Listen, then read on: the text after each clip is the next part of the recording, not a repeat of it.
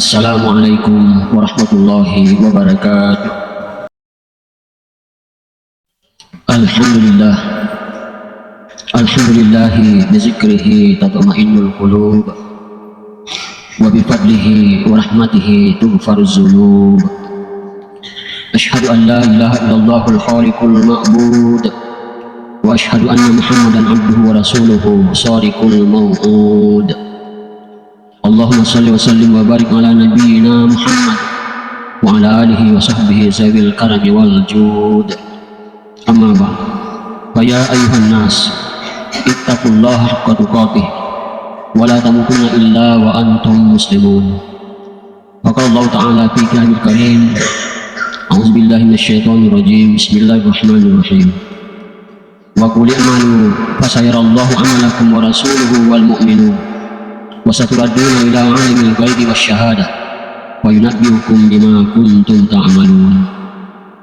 Alhamdulillah, marilah senantiasa kita merenungkan bahwa perjalanan hidup ini tidak akan memperoleh kebahagiaan dan keselamatan tanpa kita penuhi petunjuk Allah melalui Rasulnya. Oleh karena itu, apapun yang kita lakukan, kalau tidak sesuai dengan petunjuk Allah, tidak seiring sejalan dengan apa yang telah dilakukan dicontohkan oleh Rasulullah, maka boleh jadi kita menuju arah yang mana arah itu membuat kita akan menderita, tapi seolah-olah kita memperoleh kebahagiaan. Disinilah pentingnya kita senantiasa menggunakan akal pikiran kita, menggunakan segala potensi yang ada dalam diri kita ini untuk berpikir, merenung bahwa sesungguhnya Allah tidaklah menciptakan segala sesuatu termasuk diri kita melainkan dengan tujuan yang mulia. Dengan dasar itu, janganlah kita bengkokkan ke arah yang hina. Berkenaan dengan ini, jamaah yang dimuliakan oleh Allah, seorang bangsawan yang pernah memerintah pada tahun 226 sampai 241 Masehi, seorang raja yang bernama Ardashir. Dari pengalamannya memerintah rakyatnya dengan wilayah yang begitu luas, detik-detik akhir hayatnya beliau pernah duduk termenung.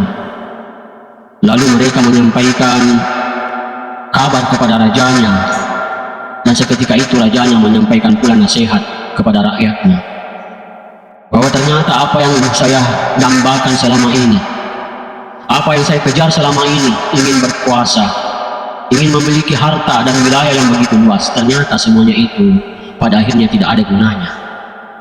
Karena itu Ardashir menyampaikan nasihat kepada pengawal-pengawalnya dan kepada rakyatnya tentang 4 hal. Yang pertama, kebangsawanan raja ternyata tidak ada artinya kalau selama ini kita tidak sopan dan santun kepada rakyat.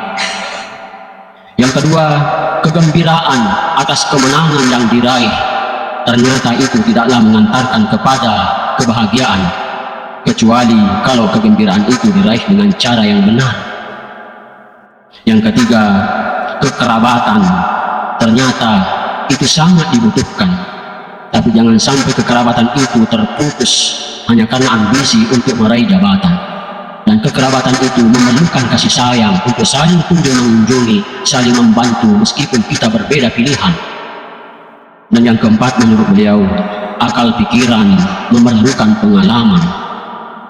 Akal pikiran harus senantiasa digunakan agar kita dapat merenungkan dan mengalami bahwa betapa penting hidup ini.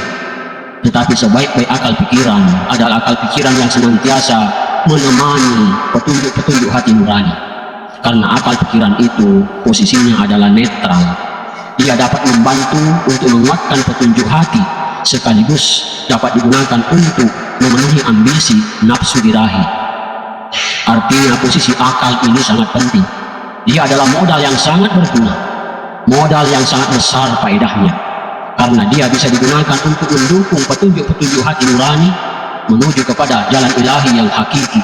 Tetapi dia juga bisa berbahaya, karena akal pikiran itu dapat digunakan untuk memenuhi ambisi, memenuhi keinginan hawa nafsu untuk meraih sesuatu dengan cara membenarkan segala cara. Karena itu menurut Ardashir, yang paling penting untuk senantiasa kita jaga adalah memfungsikan akal pikiran sebagaimana petunjuk Al-Quran dan bagaimana Rasulullah telah memberikan contoh. Berkenaan dengan pentingnya akal pikiran kita gunakan, akal sehat harus kita manfaatkan. Jangan sampai akal pikiran kita ini tergoda oleh bukan hanya sekedar harta. Jangan sampai akal pikiran kita, akal sehat kita tidak berfungsi hanya tertutup oleh riswah. Jangan sampai akal pikiran kita ternyata tidak berdaya karena janji-janji semata. Itulah sebabnya maka Ali bin Abi Thalib mengatakan, jangan sampai engkau menganggap bahwa alam dunia ini begitu luas.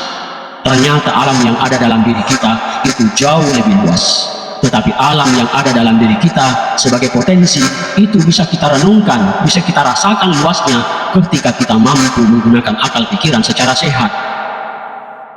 Ali bin Abi Thalib mengatakan, kau kira dunia ini yang ada di luar ini luas, padahal dunia di dalam dirimu sesungguhnya jauh lebih luas.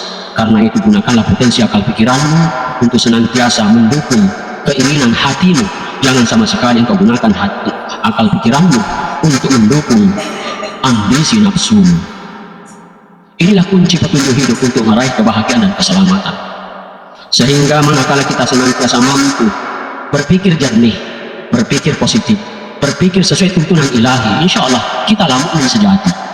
Tapi manakala kita senantiasa berpikir untuk ambisi semata sampai cenderung menghalalkan segala cara, ketahuilah bahwa pikiran kita sedang menuju sesuatu yang dimurkai oleh Allah.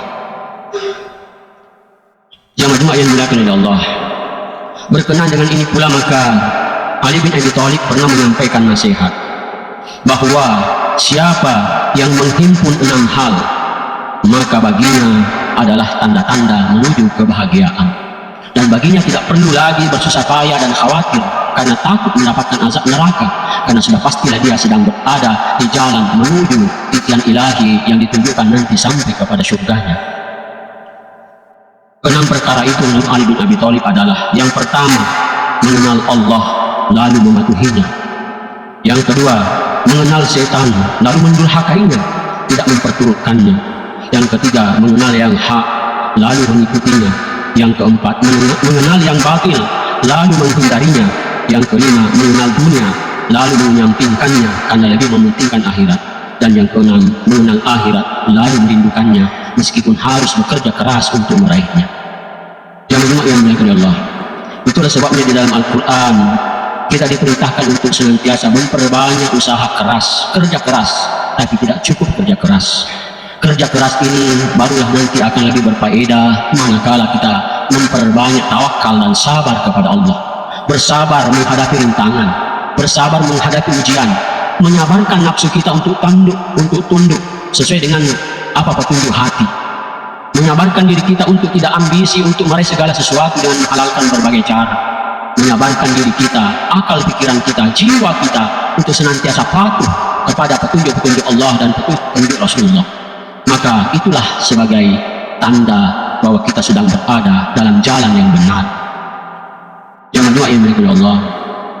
Karena itu pula maka di dalam Al-Quran surah Ali Imran ayat 200 Allah mengingatkan kepada kita semua, ya ayyuhalladzina amanu isbiru wasabiru warabitu wattaqullaha la'allakum tuflihun. Wahai orang-orang yang beriman, bersabarlah dan tingkatkanlah kesabaranmu, teguhkanlah kesabaranmu, dan bertakwalah dan senantiasalah berjaga-jaga di daerah perbatasan, dan bertakwalah kepada Allah agar kalian memperoleh keberuntungan. Jadi kunci keberuntungan itu adalah memiliki kesabaran dalam bekerja dan senantiasa berjaga-jaga, waspada, jangan sampai kita lalai, termasuk lalainya pikiran mengikuti hawa nafsu, dan senantiasa takut kepada Allah karena azab Allah itu benar adanya dan surga pun benar adanya. Rindukanlah akhirat, jangan sampai kita terjerumus dalam perjalanan hidup ini. Insya Allah itulah tanda-tanda bahwa kita ini adalah mukmin sejati. Barakallahu li wa lakum fil qalbi wa nafa'ani wa iyyakum bima fil ayati wa zikril hakim wa taqabbal minni wa minkum tilawatahu innahu huwal ghafurur rahim.